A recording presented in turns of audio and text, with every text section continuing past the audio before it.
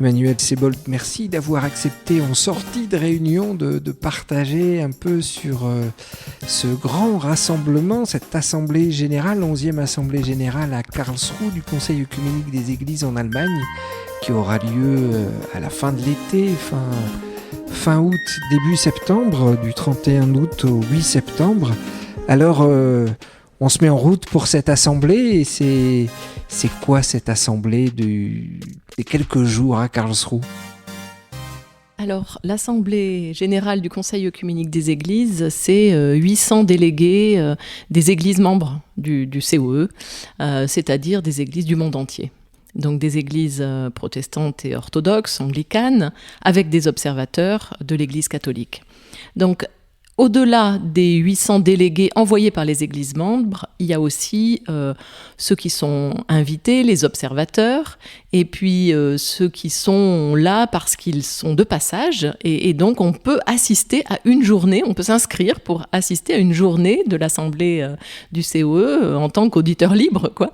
Et donc, c'est plus de 4000 personnes qui peuvent se réunir dans ce palais des congrès de Karlsruhe, plus toutes les animations organisées par les églises dans la ville elle-même, et donc là, pour tout le monde. Et on attend à peu près 400 000 personnes à Karlsruhe. Tu as bien dit 400 000 personnes. C'est un vrai Kirchentag qui s'annonce à Karlsruhe. Oui, ces fêtes d'église en Allemagne sont très célèbres, mais là, on multiplie par 10 le nombre des habitués. Quoique le Kirchentag à Stuttgart, c'était 200 000 personnes. Donc voilà, 400 000 personnes, c'est grandiose. Oui, et puis c'est 200 000 pour un week-end, alors que là, c'est 10 jours, plus des assemblées avant, des travaux de commission, et je crois qu'il n'y a rien après quand même, rassure-moi.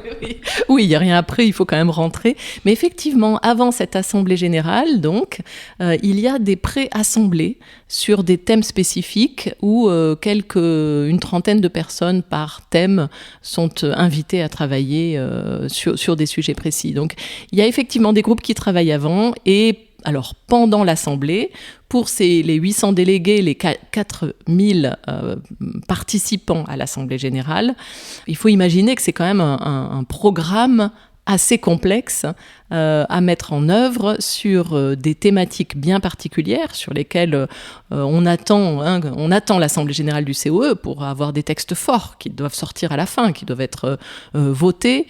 Et puis on attend aussi que l'Assemblée générale prenne toutes les dispositions pour la vie du COE, des dispositions administratives, financières, des élections aussi pour renouveler le président et le conseil du COE.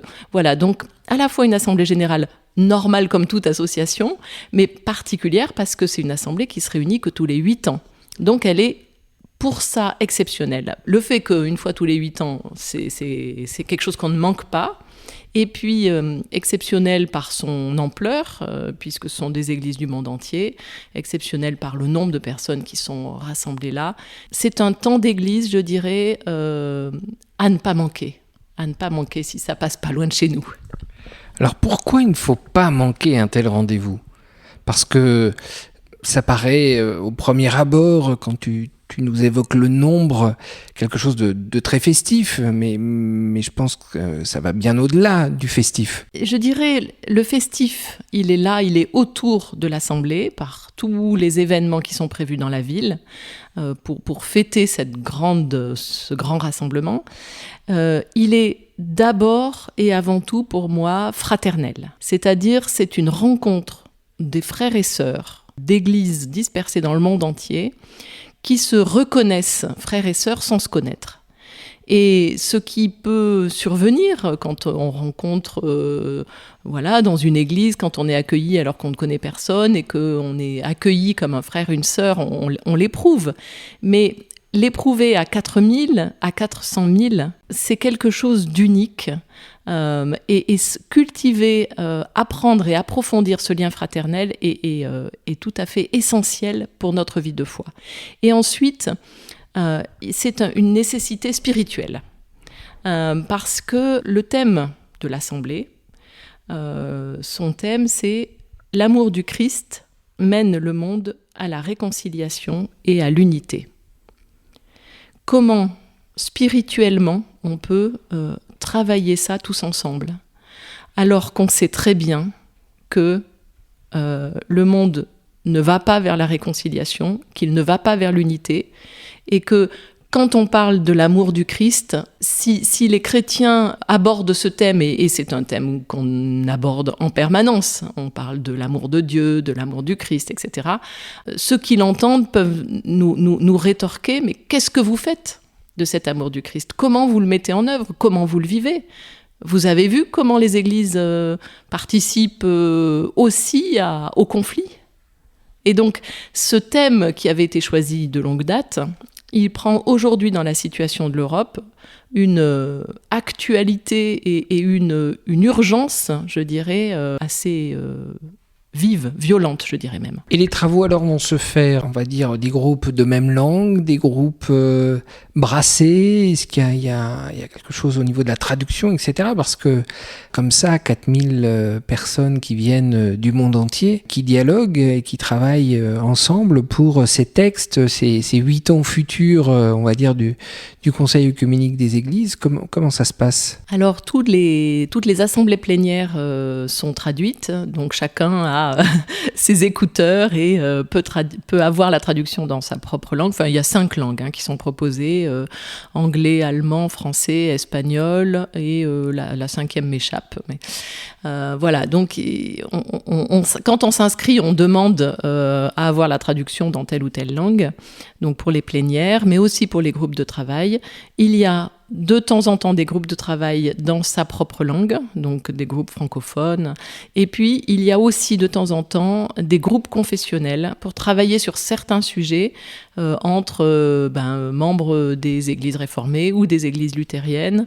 Alors, les membres de la délégation de l'Église protestante unie sont inscrits sous Église unie. Donc, il y a aussi d'autres églises unies dans le monde et je pense qu'on sera à ce moment-là dans des groupes Églises unies. Comment on restitue après les travaux d'une telle assemblée ? Parce que on entend, là, tu sors de réunion avec des délégués de différentes confessions, des membres de la Fédération protestante de France, des choses s'organisent, très bien, il y aura des choses un peu avant. On entend bien le pendant, ce temps fort, et puis après, j'oserais dire, on n'entend pas forcément parler de tout ce qui se passe au niveau du Conseil œcuménique des Églises. Alors, c'est un défi qu'on a en permanence, de faire entendre, retentir, je dirais même, les textes votés dans ce genre d'assemblée. Alors, on va vraiment être très très attentif pendant l'assemblée, tous les jours, à écrire sur le blog des délégués de l'Assemblée pour que tous ceux qui souhaitent puissent lire comment ça se passe. Voilà, il y aura les podcasts que tu vas faire pendant l'Assemblée. Il y aura aussi peut-être des vidéos qu'on pourra mettre en ligne. Mais après, c'est un vrai défi. Parce que on peut mettre en ligne des textes, mais comment on encourage les membres de l'Église à aller lire ces textes. C'est quelque chose qu'on a du mal finalement à faire la réception de ces grands textes. Et c'est valable pas seulement pour l'Assemblée générale du Conseil œcuménique des Églises, mais c'est valable pour l'ensemble des décisions même œcuméniques au niveau mondial ou européen. La réception de ces textes, pour dire les choses un peu crûment, ça ne redescend pas dans les églises locales. On vote des choses, on décide, des réunions internationales se mettent d'accord, même sur des points théologiques importants. Et au niveau local, on ne réussit pas à s'en saisir. Donc il y a une vraie responsabilité des églises au niveau national d'imaginer des choses plus dynamiques, plus interactives, pour que les résultats de ces assemblées parviennent à tous. Alors fais-nous un teaser des thèmes qui vont être abordés pour nous donner envie non seulement de suivre pendant, mais surtout de réceptionner après ces textes et d'aller les lire et qui sait les partager dans nos communautés. Sur ce verset ou sur ce mot d'ordre, l'amour du Christ mène le monde à la réconciliation et à l'unité, bien sûr il y aura tout un temps de travail sur les fondements bibliques et théologiques du thème. Très bien, ça on sait faire. Les études bibliques, on sait faire. Et ensuite, on va décliner les défis auxquels l'amour du Christ nous confronte dans le monde aujourd'hui. Et donc, ces défis, ils sont des défis de société. La crise liée à la pandémie du Covid-19, avec tout ce que ça a aggravé comme déséquilibre, comme injustice dans le monde, on sait bien que quelque part nous avons gardé les vaccins quand même pour nous, les pays occidentaux, et donc ça a aggravé encore les injustices, les inégalités. Il y a toute la question des changements climatiques et des inégalités encore sociales qui sont aggravées elles aussi par les changements climatiques. Il y a un point qui m'a un peu interpellée, c'est une partie qui s'appelle Révolution numérique. Alors peut-être que c'est pas forcément un sujet sur lequel j'avais envie de travailler, mais on y sera confronté et c'est peut-être très bien. Et puis il y a toute une partie aussi, un thème qui s'appelle perte d'espérance et de confiance dans la possibilité d'un avenir meilleur, qui est en fait le constat que aujourd'hui beaucoup ne font plus confiance en leur gouvernement. Et ce n'est pas seulement ni français ni européen, mais c'est aussi mondial. Et donc il y a tout un temps de travail là-dessus. Et puis un temps très important sur la paix et la justice. Comment les églises peuvent être fermentes de paix et de justice dans le monde. C'est un sujet qui poursuit les églises, parce qu'il est essentiel dans la manière dont on comprend ce que l'amour du Christ fait pour nous dans nos vies, comment il nous envoie pour être ferments de justice et de paix. Et puis il y a bien sûr le sujet de l'œcuménisme et comment on marche vers une plus grande visibilité de l'unité entre les chrétiens. Voilà pour dire très vite, j'ai été très frappée par une phrase que je partage avec vous, qui dit ceci dans le document de préparation: « Nous apprenons que l'amour ne se résume pas à une émotion ou à un sentiment, qu'il est soumis à l'épreuve du temps, et qu'il s'agit autant d'un engagement de la volonté et de l'intellect que d'une manifestation d'émotion. L'amour est quelque chose que le Christ nous commande. » Et voilà, tout est résumé, je dirais, dans cette phrase.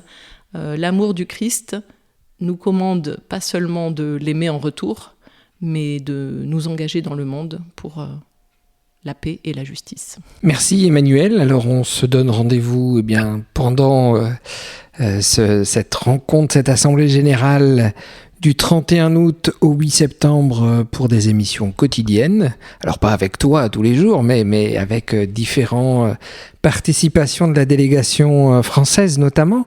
Et puis peut-être aussi même après, avec un petit peu un temps de recul, après avoir digéré tout ce qui sera vécu aussi pour se dire qu'est-ce qu'on fait de tout ça ? Merci en tous les cas, et puis on se retrouve nous aussi avec d'autres podcasts, et notamment cet été un rendez-vous avec un des membres du Conseil œcuménique des Églises, le secrétaire général de Foi et Constitution, qui est Odair Pedroso Mateus, que l'on retrouvera avec Claire Six Gateuil en juillet et en août.